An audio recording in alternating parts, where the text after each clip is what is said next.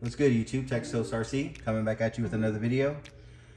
Just want to start off by saying happy 4th of July, happy Independence Day to all my fellow Americans. Today's July 3rd. If you're watching this post July 4th, hey, happy Independence Day to you too. Just want to do an update on one of my recent chassis. If y'all have seen my last video, y'all saw the Furman build. You saw that I bobbed the bed on that thing. Did some other things to it, took it out, took it for a run. When I run my rigs, my leaf spring rigs, you know, I'm gonna test them. So we're gonna try and do some gnarly stuff. We're not gonna just try and do your typical trail runs with them. Had a few rollovers with that thing, broke an 8-pillar on it, broke off the tube door, broke off the tailgate, all within the first run. So the body's still good. I mean, I'll still use it for something else.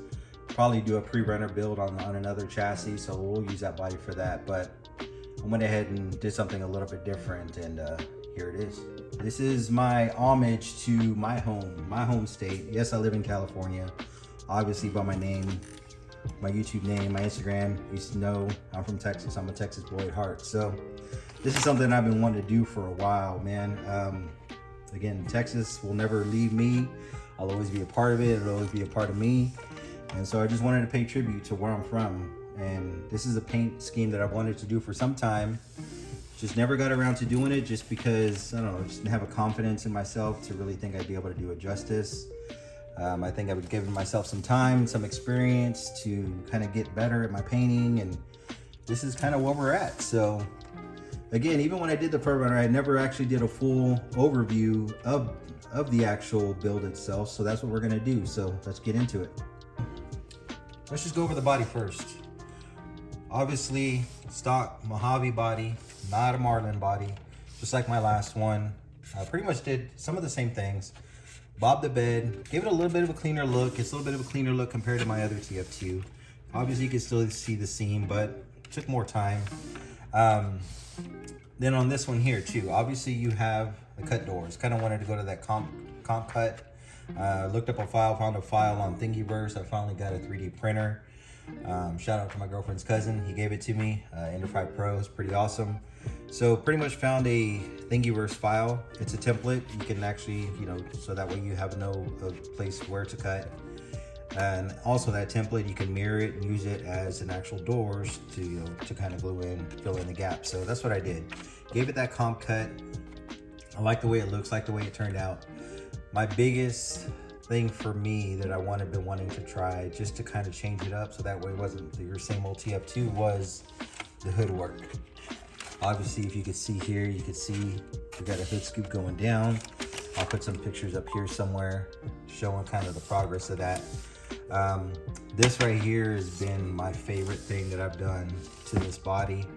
I think it just gives it a whole nother look. It just takes it to a whole nother level. Got a lot of compliments. Another thing that I did to the body, shout out to IERC, won this roof rack at a local event out in Mount Diablo, put on by Freedom RC and RC NorCal. Won this thing. So like I did on my other one, I just like the way it looks. Cut out the actual roof of the truck, flush mounted it, kind of make it a little sunroof type thing. And yeah, we're good to go. So on the back with the shock towers, cut out the bed. What I like to do for the bed, just to kind of give it maybe that textured, you know, bed look, you know, that most trucks run, I actually plasti dip this back here. Gives it that textured look, kind of, you know, again, makes it look like it's one of those textured truck beds. Here we got Twisted TRC, little whip antenna. Got the little cactus decal on it. I mean, not decal, I apologize, ornament on it. Really looks cool, like the way it looks. You know, seeing this thing in the videos whipping around is pretty awesome. So as far as the body goes, that's pretty much it. And of course, you know, the best part of it all, you know, Texas flag, Texas all day. Just love it. Feel that Texas pride just coming through that thing. So yeah, let's go ahead and I'll show you how I got the interior done. Okay guys, so for me, what I wanted to do just to be able to get that interior to sit as low as possible, as some of y'all know that have, you know, the RC 4-wheel drive interiors, They sit kind of high up, which usually with my other rig, no problem, no big deal. The only thing is my guys are cut from the waist down on that other rig. And then this one here too, with it having a comp door, I didn't want it to look like the guy is like literally sitting on the edge of that door. So what I wanted to do was have something to where it's gonna bring down that floor as much as possible, get them sitting as low as possible. So here's what I did. Dash, steering wheel, everything. Look, check it out, scale. Got these keys going on right now. Dash is still attached to this. And what I did is, I have this. So this right here is actually just styrene. I made this whole back section here out of styrene. And with me, because I'm running a servo winch is still visible. You know, it is what it is. I mean, I don't mind it so much when everything's in there and the body's in there. You know, you really can't notice it. And again, because I want it to sit so low, that's just how, you know, I got it to work. My battery, there's enough space. I run these 1400 milliamp batteries. So this will just kind of sit here. My power kind of wraps around, goes under here. And then what I did to take this off is, this is just Velcro right here. I got a Velcro strip right here. This will keep it in place. So whenever I'm out there getting ready to put my battery, set it here, plug it in here. Everything sits nice and low. And then this just sits right on top of it. It works out perfect. I've taken this thing out already like this. I haven't had any issues. I've had rollovers, all that stuff. I just make sure I get the really strong Velcro, and this thing sticks. But like I said, for the most part, this here is just styrene. You know, made a little styrene box here for kind of like, you know, a tunnel. Made this up here so that way it kind of flares out, covers your transmission here. And yeah, that's pretty much it. You know, got my little scale CB radio. Found these on Thingiverse too, little shifters. Did your triple gears, you know, you got your high, low, and all that good stuff. That's in there. Casey Jones, found this dude at Best Buy. He's pretty cool, he fits pretty perfect in there. Got his mask sitting there. But like I said, I mean, this just sits here, you know, just kind of line it up. Sits in there with the Velcro. Again, you know, got my spot there for, you know, my servo winch. I mean, obviously, like I said, you can see it, it's popped in right there, but again, doesn't really matter. It really doesn't bother me, because when everything is sitting there, he's sitting nice and low and he's not so noticeable. So yeah, that's pretty much the interior. All right, guys, so moving on to electronics. This is pretty much gonna be the same setup that I have on my other TF2, running the Hobbywing Fusion 2300. Again, I love it because of the space saving, especially for us TF2 guys. You know, we know there's not a whole lot of space up here. This is kind of what we're playing with, and that's it. Even more so now that I am running that lower interior. Where am I going to fit an ESC, right? There's really nowhere to put it. So the fact that this is all up in front works out perfect. On this one, I decided, you know what, I got reefs all on my other one. Let's go ahead and try out some NSDRC. I got some friends that's all they run, so I just wanted to try it out too. So NSDRC RS800 V2 servo. This is a direct power servo. So just like my other one, here's my direct power connection to my servo itself. Goes into the battery plug. And then went with their micro winch, the RS100 micro winch. One thing I will say that I do like over the reefs is the fact that they give you this whole carbon fiber mounting plate, this whole setup. It just worked out so much better than trying to figure what I had to figure out to get my reefs going. So really like that. Definitely a 1-up on that one. So running that, pretty much got my steel rod, aluminum rod, bent it all the way up to the front. Got my little tow hook here. So that's running that. That's pretty much for electronics. I mean, just like all of my other stuff, I'm running everything Spectrum. So receiver and everything's buttoned up here. That's pretty much there. All right, guys, so the bread and butter of this build. I just want to say a huge shout out to Casey Twisted Fab. This guy, man, you want to talk about leaf spring guru, this man is it. I'll put a link down in the description below where you can reach him out on his Instagram. Just know that if you do order something from him, if his books are open, you know, the man works full time. You know, he's got a family to support, just understand, if you put it in an order for springs, you are gonna wait, but I'm telling you right now, the wait is definitely worth it. This guy's springs are flipping magical. Pretty much what I'm running on here is his buggy setup. So what we got is your dual leaf here in the back. You got your main connection points up there. So this thing is a flex beast. I mean, it's a flex beast, and let me tell you right now, even though it does flex, it does perform. Obviously there's no weight, but this thing will flex really good. But like I said, it does flex, but it does perform. I mean, I've taken it up some pretty good crawls, and you know, it does work. Not to mention the fact that these leaves, man, I mean, look at the quality of these things. I mean, double wrapped. You can't really see with the wheel in the way. You got your military wrap going on. Double wrap leaf springs. Again, the buggies in the rear, you know, they're just great, man. I mean, I have yet to bend these things.